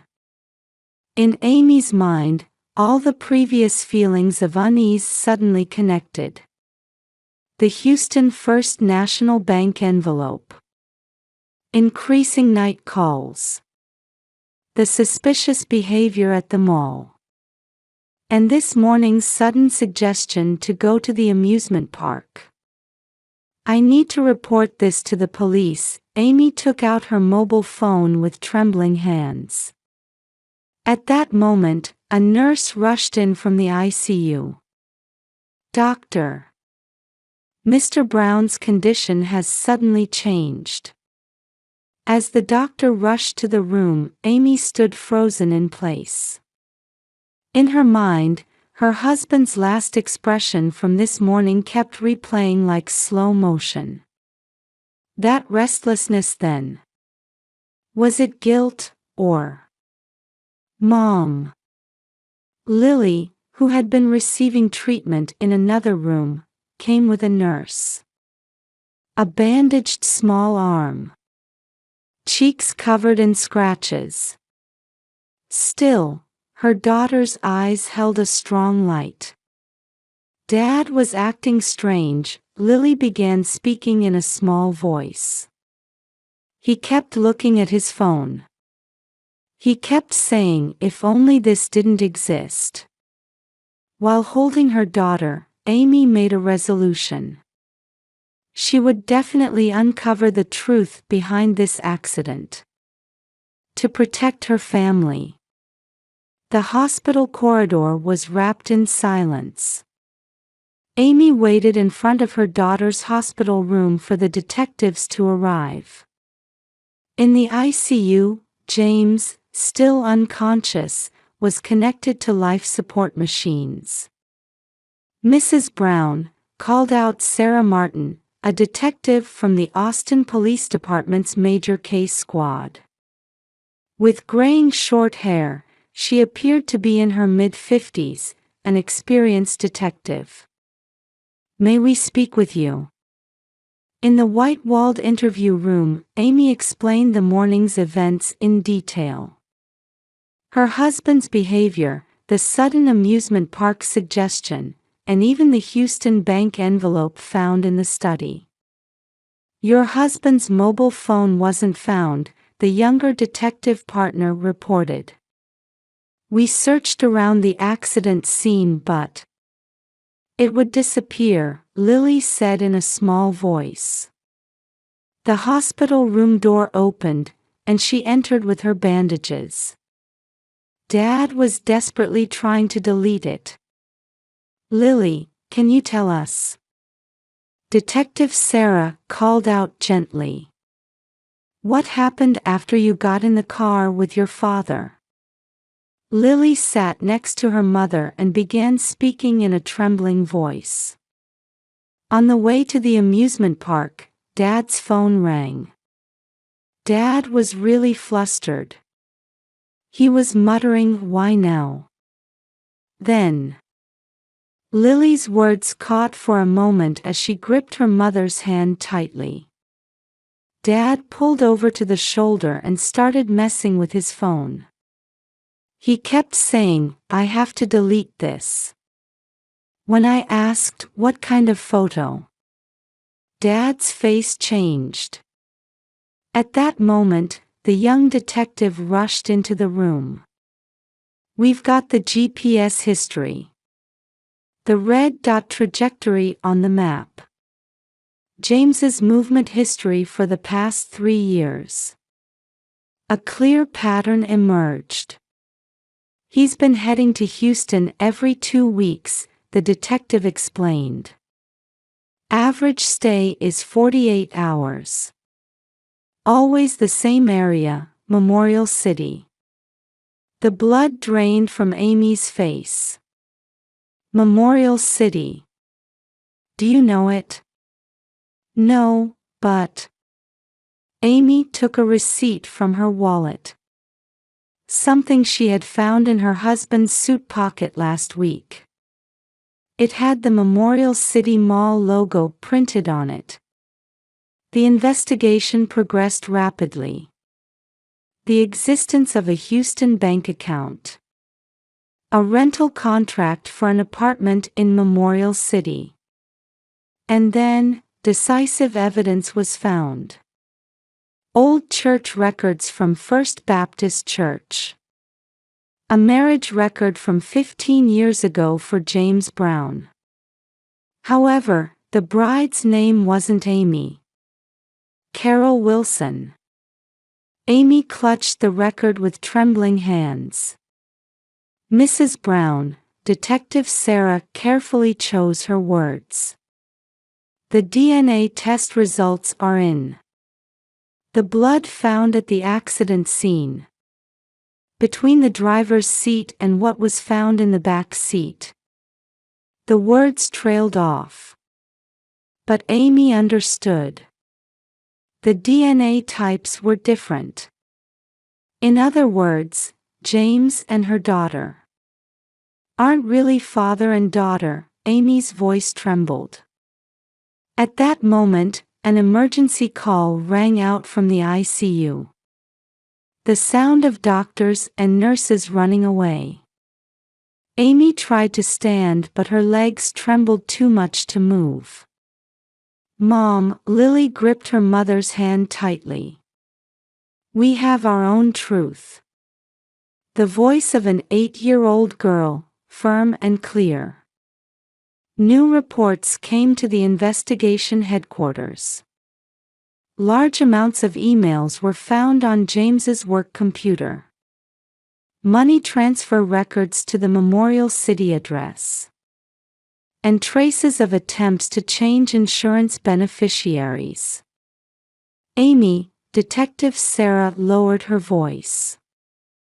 There seem to be many important facts you don't know about. Outside the window, the Texas winter sun was setting.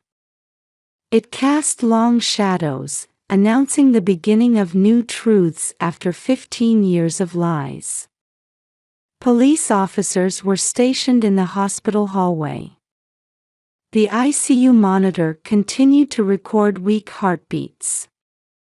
While holding her daughter, Amy made a vow in her heart.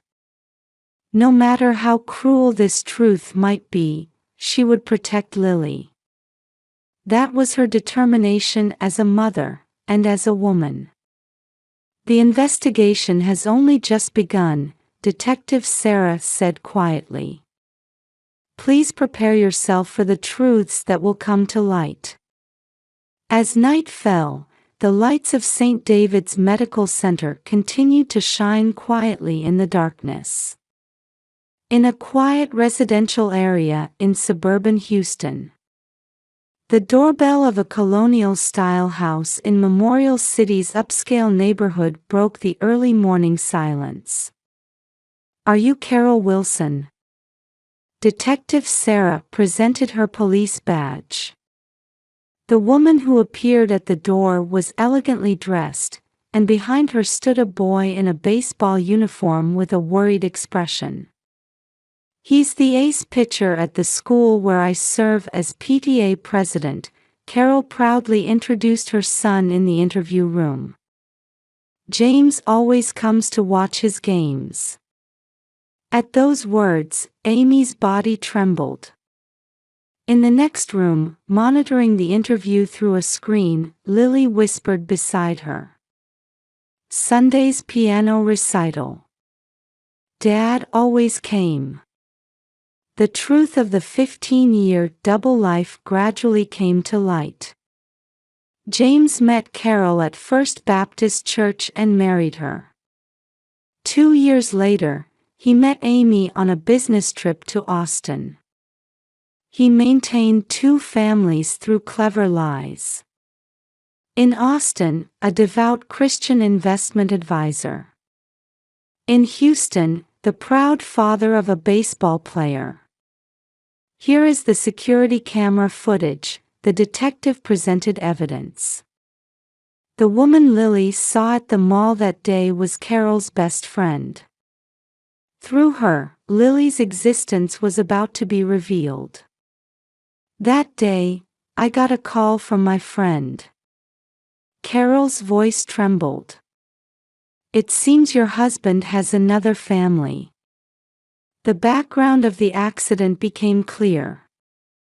Lily had gotten too close to her father's secret. The photo showed Carol and Michael. A father desperately trying to delete it. And an accident resulting from panic. The insurance beneficiary was changed just before the investigator presented new evidence. The change was to Carol's account.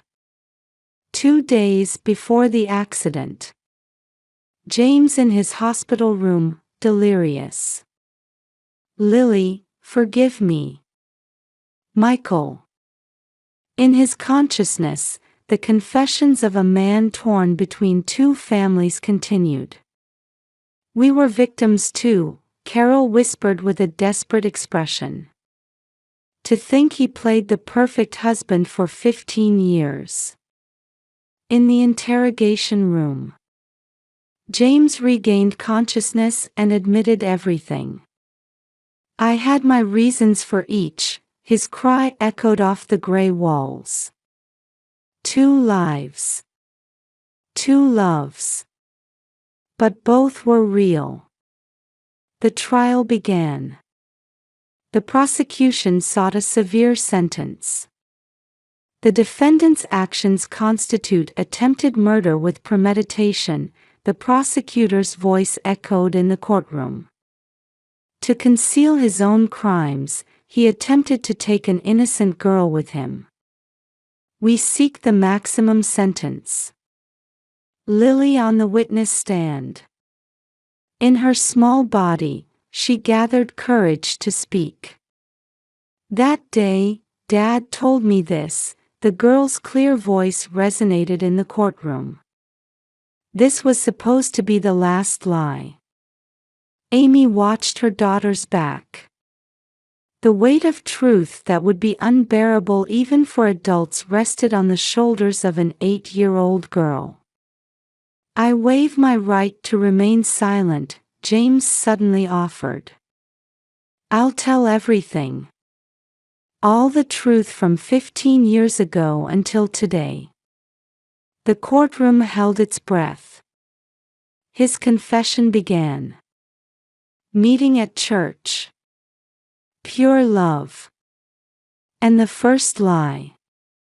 To protect one lie, I piled up 1,000 lies. His voice trembled. Before I knew it, I had lost my way in the labyrinth I created. The testimony lasted 3 days. 2 families. 2 lives. And the choice on that day to end it all. Please let me atone for my sins, the final words. The verdict was delivered. The defendant James Brown is hereby sentenced to 20 years in prison. As the judge's voice echoed, Amy gripped Lily's hand tightly. In the courtroom gallery, Carol and Michael were also crying. Not hatred. Not sadness. The complex emotions born from 15 years of lies spread quietly. On the way home, Lily looked up at the sky. Mom, what's going to happen to us? Amy embraced her daughter. We have a new life ahead of us. A real life without lies. A faint rainbow hung in the evening sky. Like a symbol of hope after the storm, it watched over the mother and daughter's new beginning. In the prison visiting room. They say James cries every day looking at photos of both families. It's an unforgivable sin precisely because there was real love, the guard said quietly. Truth can sometimes be cruel. However, true happiness lies beyond overcoming it. Amy and Lily's new story was about to begin. In a quiet residential area surrounded by greenery in suburban Austin. Amy was preparing breakfast in the kitchen of their new home. Through the window, she could see 13-year-old Lily practicing basketball in the yard. Mom, watch this. Lily makes a 3-point shot. The once introverted girl had grown strong. While still continuing ballet, she had also become the ace of the middle school basketball team since entering junior high. 5 years had changed everything, yet changed nothing. While continuing her real estate work, Amy established New Chapter, a victim support organization. Care and support for families affected by double lives. This had become her new mission. Your experiences are not in vain, Amy speaks at support group meetings. Our pain can become someone else's hope. Every first Saturday of the month, families with similar experiences gather at the community center in downtown Austin. Carol and Michael were among them. At first, there was only hatred, Carol speaks to new participants. But hatred doesn't heal us. It doesn't give us strength to move forward. Michael was excelling as his high school's ace pitcher in the state tournament. They say his pitches contained all his complex feelings toward his father. Before being someone's son, I'm myself now, Michael told Lily after practice. Though they weren't related by blood, they had formed a sibling-like bond through their shared experience. "Hey Mom," Lily asked one day. "We've gotten stronger, haven't we?" It wasn't a question, but a conviction. A wounded heart doesn't necessarily mean weakness. Sometimes, it becomes the source of new strength. Amy's activities gradually gained national attention. She gave lectures across the country about preventing double lives and supporting victims. Truth can be cruel sometimes. Amy spoke at the National Victim Support Association's annual conference. But turning away from that truth only creates more tragedy. The support group's activities began influencing the legal system.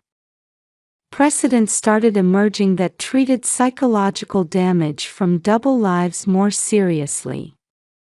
Amy's experience was being cited as grounds for legal reform. And James in prison.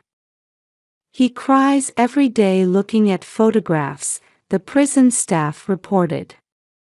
Photos of both families. But no family members request visits.